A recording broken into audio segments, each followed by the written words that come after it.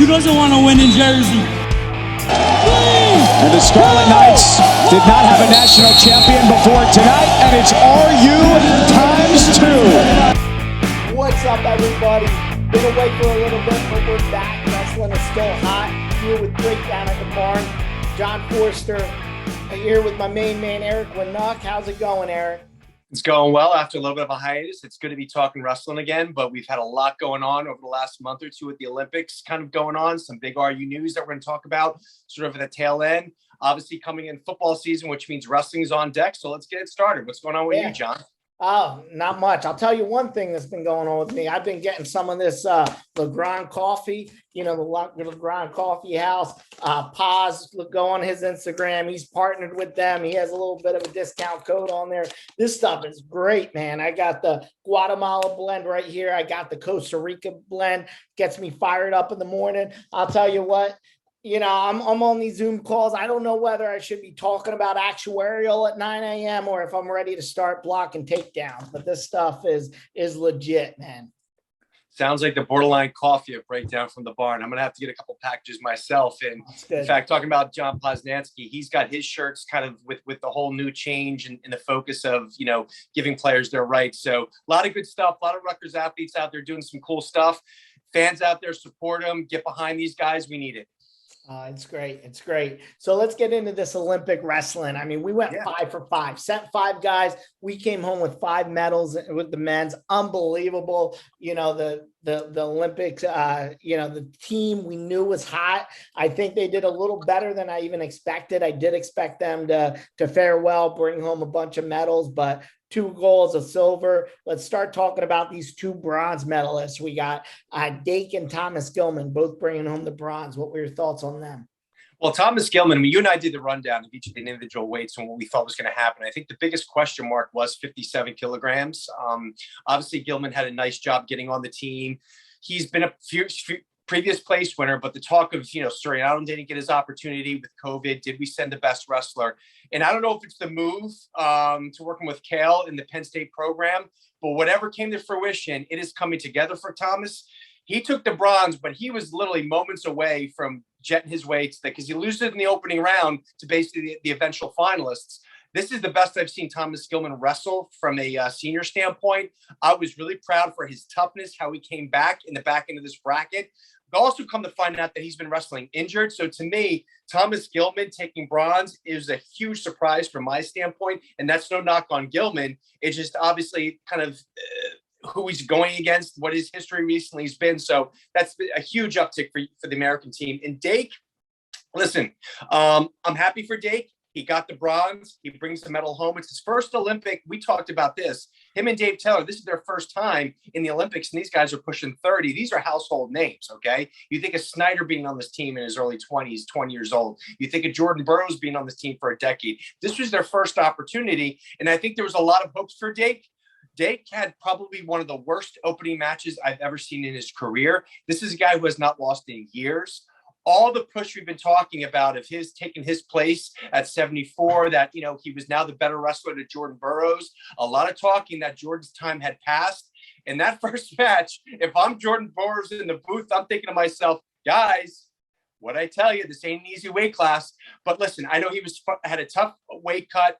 I've heard rumors, the fact that he was battling an injury 8 days before the Olympic event, but a tough opening match. And he also learned that, listen, we favor our guys in the U.S., but sometimes we forget how darn good wrestling is overseas, especially in Eastern Europe. He got a hammer. And this guy goes all the way to the finals. But Kyle Dake does what he does. He comes back, shows strong. I was very impressed with the win against Chamizo. He controlled the center of the mat. At no time did I think Chamizo had an opportunity. He had a much tighter match with him at the Flow event a couple of years ago. So I'm still bullish on Kyle Dake. He's coming back for Worlds. I think he's going to make another run. I think he's going to have one more go at Jordan Burroughs, the 2 of them. So to me, bittersweet. He got the bronze, didn't win it. What do you think? No, I agree with you. Dake bittersweet, but that is a lot of heart to come back, be favored, at least make the finals. I think people were surprised if he didn't make the finals, and he came back on a tear on that backside of the bracket. Got the bronze, wrestled very dominant there, and good mental toughness there. Same thing with Thomas Gilman, lost that heartbreaker, was winning. ended up losing to the Russian. He dominated that backside of the bracket. He came through, got that bronze. Great work by those two. So let's talk about Captain America, Kyle Snyder, faced Sadulayev. That was the matchup we were both expecting and we were looking for. What were your thoughts on that matchup? Well, taking my heart out of it and just being purely, focused on reality, so to speak. I had Sadulayev in this match from the get-go. I wanted to see Snyder give a run at it. Anything can happen. He's beaten him before. I'm gonna be frank with you, John. I watched the match, and my first reaction after the match was Snyder out wrestled him. Okay. He brought the offense. The fact that he got put on the shot clock, we only got a half hour. I don't want to spend an hour on freestyle rules because I do love freestyle, but sometimes I question. I know it's about controlling the center of the map, but I thought Kyle and Sadulayev were both trying to push the action. The bottom line is Sadulayev wrestled a perfect match from a defensive standpoint, did what he had to do, got the exposure points. But listen, Snyder got the big takedown. He got a push out late in the match. He brought the action. I thought he got a little bit sloppy at the edge at times. Getting a low single on Sadulayev that was the big mistake in this matchup. That's what cost him. Once I took my heart out of it, I looked at the match again. I watched. I said, you know what? Sadulayev wrestled the match he was supposed to win. Okay. He wrestled the way to win it. But getting those low singles and giving the back exposure was basically Snyder's fatal flaw. Aside from that, I was really happy with he wrestled. I'm not saying he comes back and beats Sadulayev, but there's a lot of talk the fact that we should have had Jaden Cox in there. Snyder's on the downside. He's become a little bit too predictable. And once again, like Gilman, whatever he's doing with Kyle Sanderson, I like what I see. I see a little bit more of a different twinge on his offensive movement here. I like what I see from Kyle Snyder, just too much. He's wrestling the best pound for pound wrestler in the world. Okay, Sadulayev, there's no better wrestler on the planet right now. And I'll put Gable Stevenson in that conversation as well. You just lost to the best, and there's nothing you can do about that. No, I agree. I do think that, on paper, I think Sadulayev is the better wrestler. I think, wrestle 10 times, maybe Snyder pulls one or two out, and hopefully that happens at the World Championship. I think he's going to really study that film. We know you talked about Kyle Sanderson, that team just seems to be the best at game planning for people. Maybe they saw something in that match, knows what to stay away from. I'm excited to see it and run it back in October, see what happens. But I agree. I think nothing to hang your head about with Kyle Snyder. I think he wrestled an unbelievable tournament, just ran into the number one pound for pound man on the planet. So let's get into these goals. We got David Taylor. Taylor came in, unbelievable performance, looked great. Thought was losing right to the end against Yazdani and pulled it out right at the last seconds. They call him the Magic Man, and that's why. Yeah, he pulled a rabbit out of his hat with 20 seconds left. And let's not downplay how good of a wrestler Hassan Yazdani is. Okay, this is a gold medalist. Okay, Olympic gold medalist. Taylor and him have had some matchups recently when Taylor's come out on top, but you can definitely see Yazdani was ready for Taylor.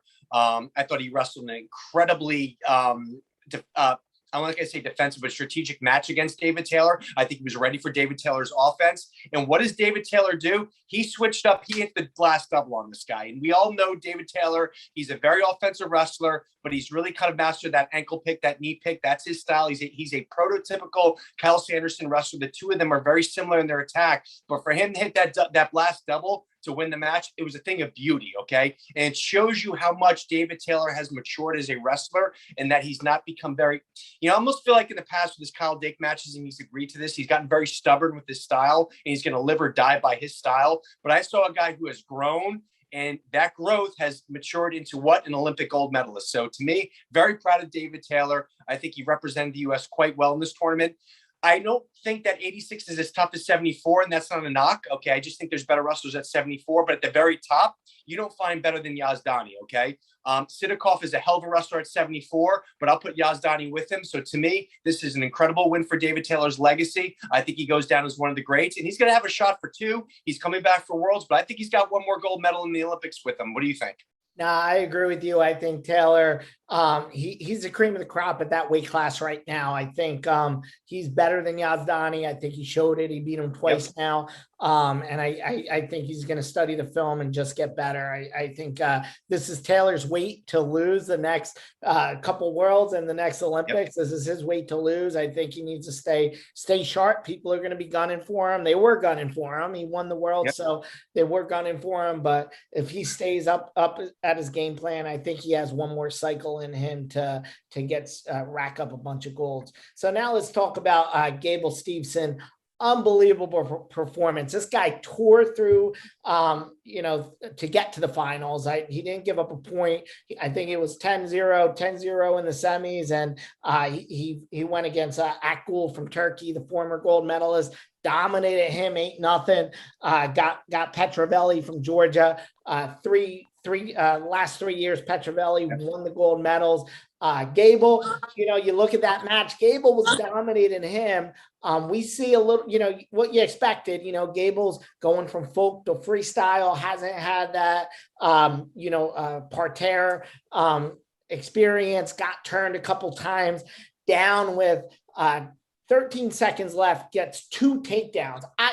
I think that's almost impossible. I mean, you put me against Gable Steveson to give up 2 takedowns. I think I like my chances a little bit here. I mean, it's like amazing that a 3-time world medalist could give up 2 takedowns in less than 13 seconds.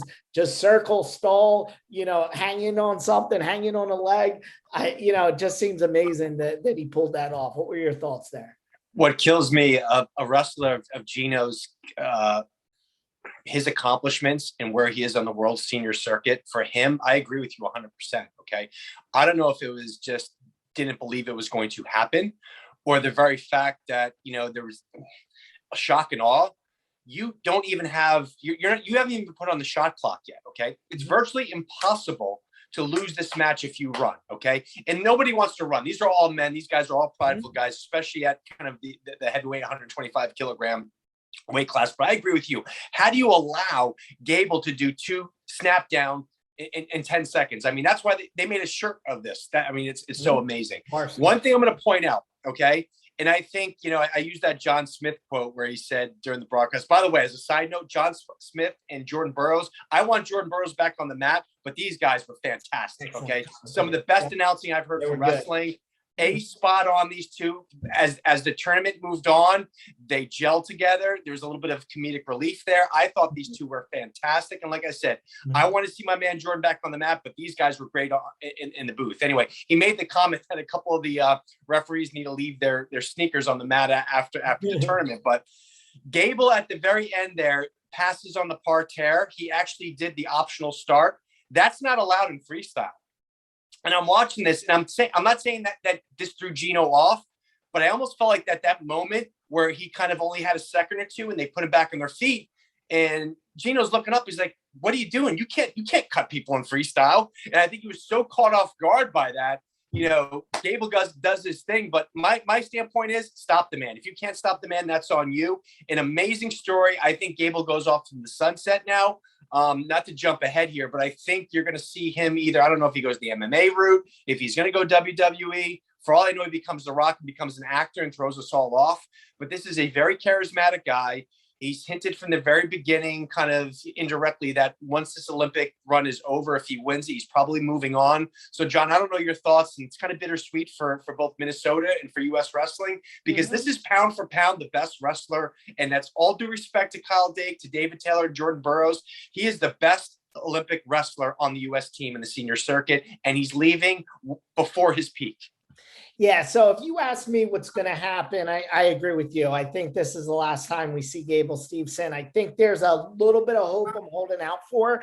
So I think there might be a farewell tour with Minnesota wrestling. I think I feel like going into MMA now is not a smart move for Gable. I think Gable could be a champion in MMA, but I think there's, I think the smart approach for Gable, and I hate to say it because I'm not a fan of WWE. I used to watch it. I understand it, but it's like, it's not real it's amazing the athletics that these guys do, but it's not real competition to me. I love MMA. I love wrestling, but you go to the WWE, you're going to get built up, and it doesn't matter what it's scripted, right? So they're going to build him up into a superstar in the WWE. So I think that's the way to go. I think you go MMA now, you're kind of starting. He has a big name. He'll get in there, but you're starting at a notch down rather than if you did the Brock Lesnar route where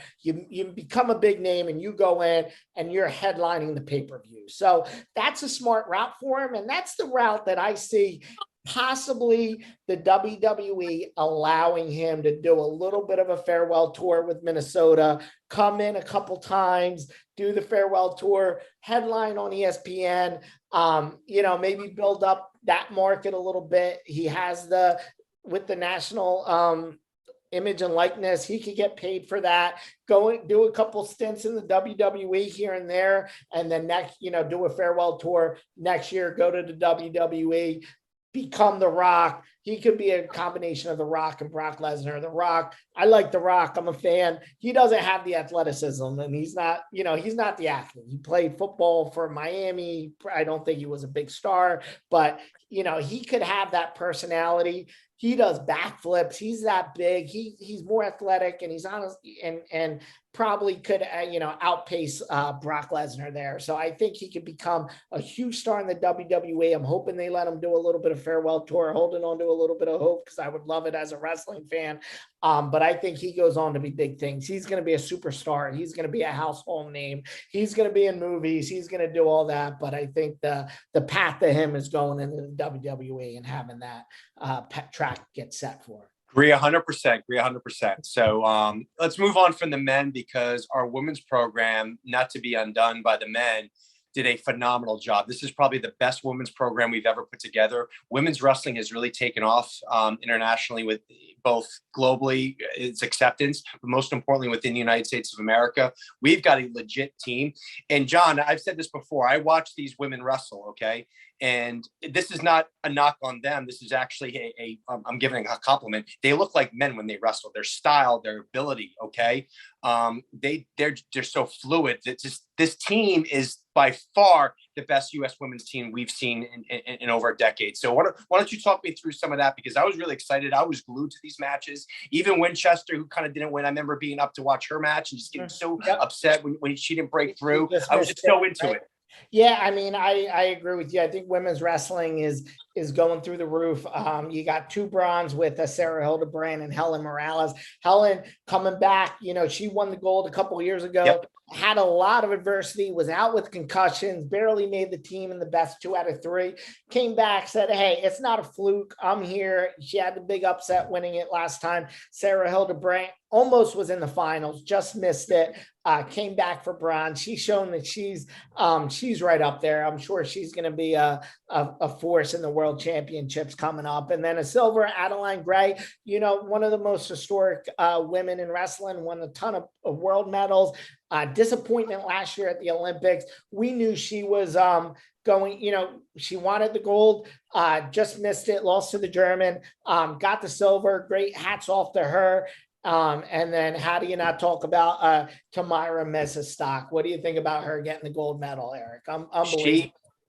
She everything you think of when you think of the sport of America, of just what wrestling represents, this woman represents it. I think she is an upcoming star. I think she's a superstar. Her personality just explodes. Okay.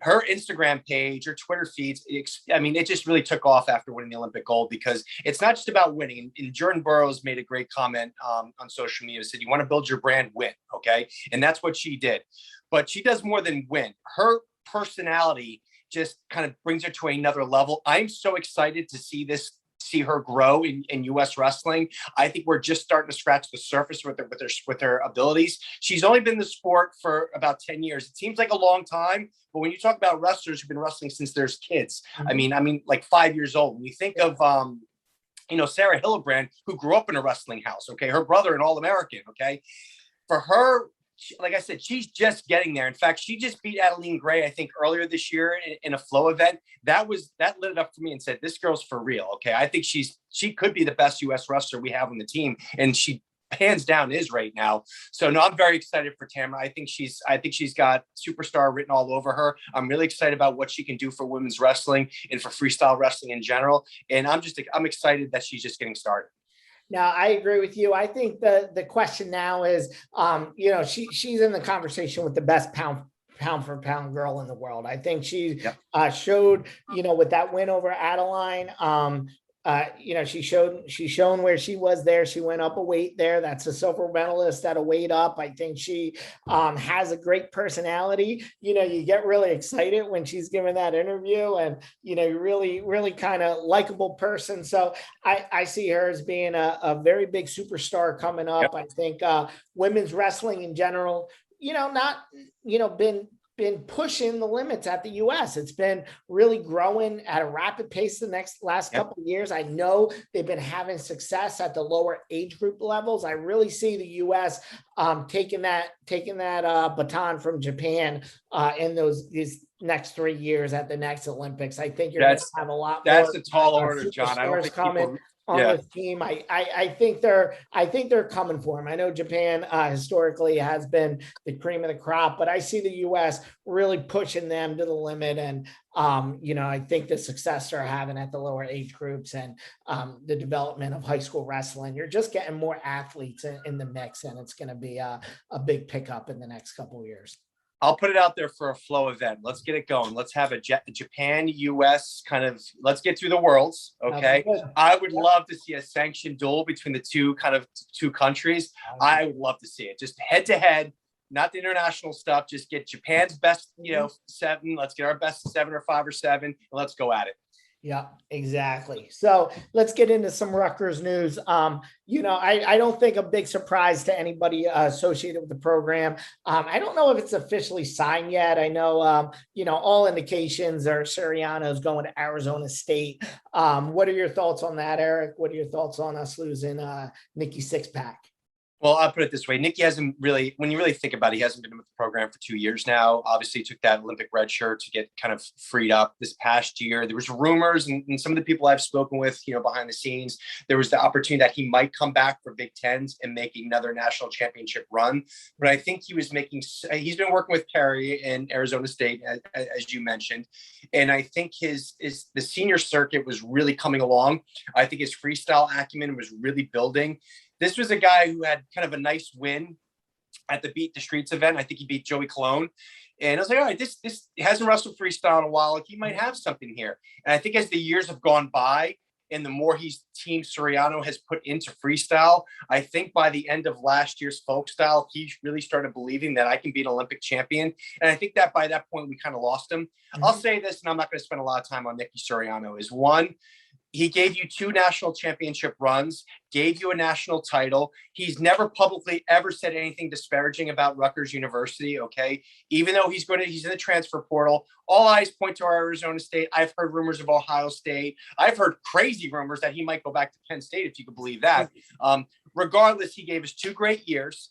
Okay. He wasn't a recruit. He spent a year at Penn State. Let's not pretend that this guy came and turned his back on us. Okay. He came to us from another program. Like I said, gave 2 great years. I wish Nick all the best. What it does do, okay, on the bright side, is it opens up scholarship money for who? Oh yeah, and I'll give my 2 cents on Nikki Sixpack, and I agree with you. He gave us a national title. He gave us a national finals. A lot to root for. You got to do what's best for you. All hats off to Nick Suriano. Best of luck. I'll still be rooting for him. When the news broke, I kind of knew it was coming. I wasn't too heartbroken, just because we had a lot of guys at those 25 and 33 pounders that were very young. So we got some people to fill it. We got Dylan Shawver. You got Alvarez is still listed at 33. Who knows if he goes up? You got Britton, you got Malcolm Robinson, you got a lot of talent there. And like you said, there's some scholarship money open. So what do we find out this week? Dean Peterson, #1 ranked wrestler in the country, 2-time New Jersey State champ, 3-time finalist, had some nose surgery, couldn't compete in the season his senior year. He is coming to RU, originally touted for Princeton. Now he's at Rutgers. This is a big recruit. This is big news. What are your thoughts on him, Erik? No, it gives you memories of it. And this is, like I said earlier to you before, this is probably the biggest recruit we've gotten since Anthony Ashnault. Obviously, Nicky Suriano was a transfer. Joe Aragon was a nice, recruit pickup for us. But obviously, he's still kind of a lot of kinks that he's working out. Dean Peterson is by far, one of the best wrestlers that's going to be on that mat from day one. Now he's a freshman. There's a lot for making the transition from high school to college. We know this, but this is the kind of blue chip recruit that helps you become a trophy program. Okay. Let's just be honest about it. Okay. And Rutgers is bringing in a nice recruiting class. I think it was honorable mention by Flow Wrestling. But there has been talk about, where are those big names again? We brought in Poznansky, Ashnault kicked things off. We brought Suriano in. We've had some nice guys. I think of Alvarez, who was in a very similar situation, committed to North Carolina State at the last second. Same thing when you think about Scott Del Vecchio, very similar situation, North Carolina State, something changed at the last second. So I akin to what Dean Peterson did, what those two guys did. But this is the kind of recruit, John, that changes programs, He would have been a 4-time finalist, probably would have been a 3-time state champion had he not given up on the season. In fact, you and I were talking about that in one of the rundowns. So to me, I'm extremely excited. This is a huge win. If there wasn't so many other things going on with wrestling right now, the Olympics, the world's coming up, and the fact that it's so late and we're going to football season, this probably would have been a bigger story. So to me, big win for Scotty Goodell and for Donnie Pritzloff. This is a huge coup to pull this guy in. And I think from day one, he's going to get Dylan Shawver a run at 125. But listen, Shawver showed me something. Beat the kid from Minnesota last year. Came out of nowhere to almost make a little bit of a run on the national stage. But it's going to be fun to see these two guys go at it. But to me, just a huge win. And losing Suriano opens up the scholarship money, because if you don't have that scholarship money, maybe you don't have the capability of bringing in Dean Peterson. Yeah, no, I agree. I think this is huge for the program. I mean, Dean is, unbelievable talent. I mean, he's been wrestling. He had that surgery. It wasn't anything serious. I think it was the nose. And he's been competing out there. He's going to do a lot. I think from day one, he's going to be a threat to be an All-American, right? Coming in as a true freshman, I think at 125, he has a shot to get on that podium. I see big things from this guy. I'll tell you what, St. John Vianney, that gets me pumped too. We know we had some St. John Vianney boys in our program. And let me tell you, Frankie Sabatino, Matt Shepard, these guys didn't have the talent, but they were great hard workers. They were team players. If Dean brings even a half of that mentality into the room with his talent and his pedigree, this guy's going to be a 3-time All-American at least. And we might be talking about him getting on that top of the podium. I think they've been developing these lightweights. We've seen what they've done with Alvarez. We've seen what they've done with Suriano. We got Sebastian Rivera in there for him to work out with every day. I think he's going to be a great mentor and be able to kind of show him the ropes a little bit, having that year with Sebastian. I see big things from this guy. Yeah, and the last thing I'll say is I think we needed that one more kind of big chip in the lineup. I think there was not that there was gaps. I didn't think we were going to have issues with 25 coming up, but I think with Turley, with Poznansky, Kennard, I think, we didn't see the best of him yet. He's a good offensive wrestler. I think he's still got a lot of upside, that he's the kind of kid who could still pull off a couple of Americans. But I think we need that one more chip in this lineup to make a serious run to get back in the top 10. This is the kind of wrestler that's going to do that. So I'm extremely excited, and I'm really looking forward to the season. Yep, I agree with you, Erik. Great rundown. Looking forward. We'll be back here with some more episodes. Stay up on Rutgers. Like I said, these guys, national image and likeness deals. Support the wrestlers. We'll see you guys back here soon. Toast that coffee one last time. Good stuff. Have a good one, guys.